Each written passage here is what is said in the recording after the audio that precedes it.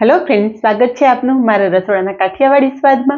हूँ भावनाबेन राठोड। आज आपणे बनावीशुं नवा मसाला साथे कंटोलानुं शाक। तो फ्रेंड्स, ચોમાસામાં જ મળતા કંટોલાનો ઉપયોગ ભરપૂર કરવો જોઈએ અને જો આ રીતે એક વખત શાક બનાવશો ને તો આ શાકનો સ્વાદ દાઢે રહી જશે। તો વિડીયો બિલકુલ સ્કીપ કર્યા વગર જોજો। વિડીયો પસંદ આવે તો વિડીયોને લાઇક, શેર અને સબસ્ક્રાઈબ કરી પાસે રહેલું બેલ પ્રેસ કરો જેથી આવનારા નવા વિડીયો સૌથી પહેલાં આપને મળે। તો ચાલો બનાવીએ ઘરમાં નાનાથી મોટા બધાને ભાવે એવું સ્વાદિષ્ટ કંટોલાનું શાક। કંટોલાનું શાક બનાવવા માટે અહીંયા મેં 250 ગ્રામ કંટોલા લીધા છે। કંટોલાની પસંદગી કરવા ટાઈમે એક વાતનું ખાસ ધ્યાન રાખવાનું કે એકદમ તાજા અને કૂણા કંટોલા હોય ને એવા લેવાના। જો પાકેલા અને મોટી સાઇઝના કંટોલા લેશો ને તો એમાં અંદર મોટા બિયા હશે, પરિણામે શાક ખાવા ટાઈમે તમને વધારે પ્રોબ્લેમ થશે અને બધું જ તમારે ગર્ભ કાઢી નાખવો પડશે। એટલે આ રીતના કંટોલાની પસંદગી કરવાની। અને કંટોલાનો ઉપયોગ કરતા પહેલાં 15 થી 20 મિનિટ પહેલાં આપણે કંટોલાને પાણીમાં પલાળી દેવાના જેથી એમાં રહેલી એક્સ્ટ્રા ધૂળ માટી બધી દૂર થઈ જાય અને કંટોલા એકદમ સરસ ચોખ્ખા થઈ જાય। કંટોલા સમારી લેશું। હવે કંટોલા સમારવામાં એક વાતનું ધ્યાન રાખવાનું કે આપણે ઉપરનો બધો જ પાર્ટ કાઢી નથી નાખવાનો। ઉપરની આ રીતે એકદમ પાતળી પાતળી છાલ કાઢવાની। હું આ રીતે તમને કરી અને બતાવી દઉં। તો અહીંયા તમે જુઓ કે મેં આ રીતે ઉપરના થોડા થોડા જે ભાગ છે ને એ જ કાઢેલ છે। મારા દરેક રેસીપીમાં હું તમને એક વાતની ટકોર કરતી હોઉં છું કે તમે કોઈ પણ શાક બનાવો, અંદરથી બધા ગરબ કાઢી નાખો અને ઉપરની છાલ કાઢી નાખો તો શાકનું તમને કોઈ પણ જાતનું બેનિફિટ નહીં મળે। કંટોલા એક એવી વસ્તુ છે કે જે ચોમાસા દરમિયાન જ મળે છે અને આયુર્વેદિકની દ્રષ્ટિએ પણ કંટોલાનું ખૂબ જ મહત્ત્વ છે। તો કંટોલાના આ રીતે આપણે સ્લાઇસમાં સમારી લેશું। બહુ પાતળી સ્લાઇસ નથી કરવાની, મીડિયમ સાઇઝના સમારી લેવાના છે।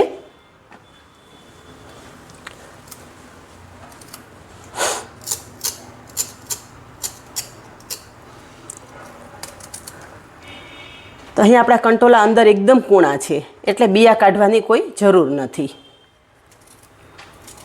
હવે જુઓ, કોઈ કંટોલું આ રીતે હોય પાકું તો એમાંથી પણ અંદરથી બધો જ ગરફ નથી કાઢી નાખવાનો। આ રીતે તમે કરશો ને એટલે મોટા મોટા બિયા બધા દૂર થઈ જશે।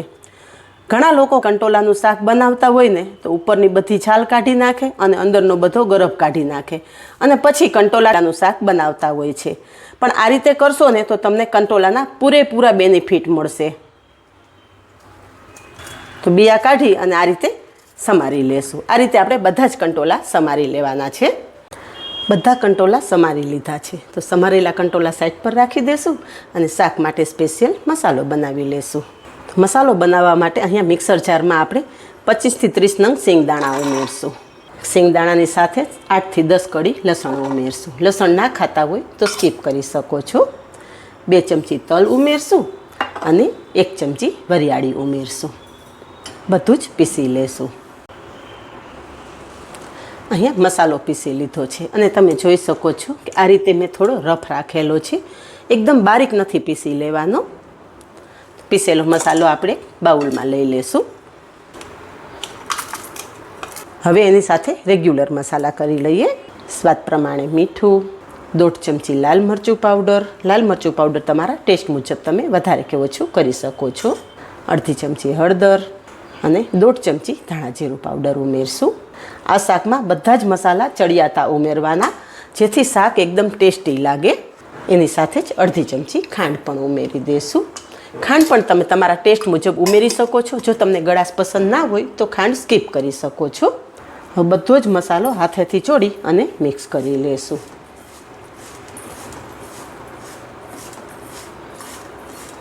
તો અહીંયા શાક માટેનો સ્પેશિયલ મસાલો તૈયાર થઈ ગયો છે।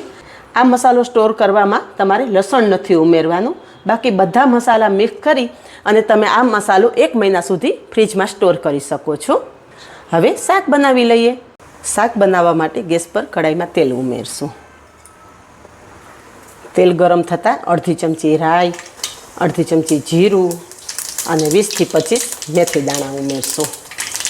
રાઈ, મેથી અને જીરું સરસ કકડી જાય એટલે ચપટી હિંગ ઉમેરશું। ગેસની ફ્લેમ એકદમ ધીમી રાખશું। હવે જે આપણે મસાલો તૈયાર કરેલો છે ને એમાં થોડું પાણી ઉમેરશું અને બધું જ સરસ મિક્સ કરી અને કઢાઈમાં ઉમેરી દઈશું। તરત ઢાંકણ ઢાંકી દેશું જેથી વઘાર બહાર ના ઉડે। પાણી સાથે મસાલો મિક્સ કરીને તેલ સાથે ઉમેરશો ને એટલે મસાલો બિલકુલ બળશે નહીં અને સ્વાદ પણ બહુ સરસ આવશે.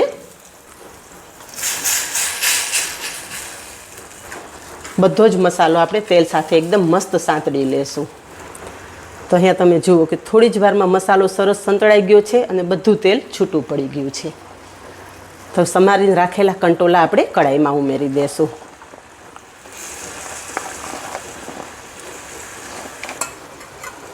અને કંટોલા પણ મસાલા સાથે મસ્ત સાંતળી લેશું. કંટોલાનું શાક તો ફ્રેન્ડ્સ તમે અનેક વખત બનાવ્યું હશે, પણ એક વખત આ મારી નવી રીતે બનાવજો. ઘરમાં નાનાથી મોટા બધાને ખૂબ જ પસંદ આવશે. હવે આ બધો જ મસાલો આપણે શાક સાથે સરસ મિક્સ કરી લીધો છે. ગેસની ફ્લેમ ધીમી રાખી અને ઢાંકણ ઢાંકી દઈશું. થોડી થોડી વારે કંટોલાને ઉપર નીચે કરતા રહેવાના, જેથી બધી બાજુ કંટોલા એક સરખા ચડી જાય.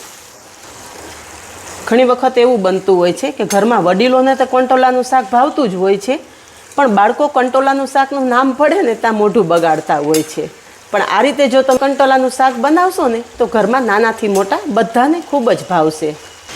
બધું જ મિક્સ કરી દીધું છે. ફરી પાછું થોડી વાર ઢાંકણ ઢાંકી દઈશું. ફરી એક વખત કંટોલા આપણે ઉપર નીચે કરી લઈશું. હવે આપણે માત્ર 2 થી 3 ચમચી જેટલું જ પાણી ઉમેરશું. કંટોલા બફાઈ જાય એટલું જ પાણી ઉમેરવાનું છે. આ શાક આપણે વધારે રસાવાળું નથી કરવાનું. ફરી ઢાંકણ ઢાંકી દઈશું. થોડી વાર પછી ઢાંકણ ખોલીને જોઈએ તો તમે જોઈ શકો છો કે શાકમાં ઉમેરેલું બધું જ તેલ છૂટું પડી ગયું છે અને શાક એકદમ મસ્ત લચકા જેવું તૈયાર થઈ ગયું છે. અને કંટોલા ચેક કરીએ તો અહીંયા તમે જુઓ કે કંટોલા પણ એકદમ સરસ બફાઈ ગયા છે. ધીમો ગેસ રાખી અને ઓછું પાણી ઉમેરીને તમે શાક બનાવશો ને તો પણ તમારા કંટોલા સરસ બફાઈ જશે અને શાક સ્વાદમાં મીઠું થશે. હવે ગેસની ફ્લેમ બંધ કરી દઈશું. શાકને વધારે સ્વાદિષ્ટ બનાવવા માટે ચપટી જેટલો ગરમ મસાલો ઉમેરશું, અડધા લીંબુનો રસ ઉમેરશું અને ફ્રેશ સમારેલી કોથમરી ઉમેરી દઈશું. બધું જ મિક્સ કરી લઈશું. તો અહીંયા જોતાં જ ખાવાની ઈચ્છા થઈ જાય ને એવું સ્વાદિષ્ટ કંટોલાનું શાક તૈયાર થઈ ગયું છે. તૈયાર થયેલું શાક ગરમા ગરમ ફુલકા રોટલી સાથે સર્વ કરશું. ઉપરથી થોડી કોથમરી નાખીને ગાર્નિશ કરશું. તો તૈયાર છે ચટપટા મસાલા સાથે એકદમ સ્વાદિષ્ટ એવું કંટોલાનું શાક. તો આ જ રીતે બનાવો અને કમેન્ટમાં જણાવો કે એકદમ ચટપટા મસાલા સાથે સ્વાદિષ્ટ કંટોલાના શાકની રેસીપી કેવી લાગી. આજે બસ આટલું જ. મળીએ નેક્સ્ટ વિડીયોમાં. ત્યાં સુધી બાય. Thank you.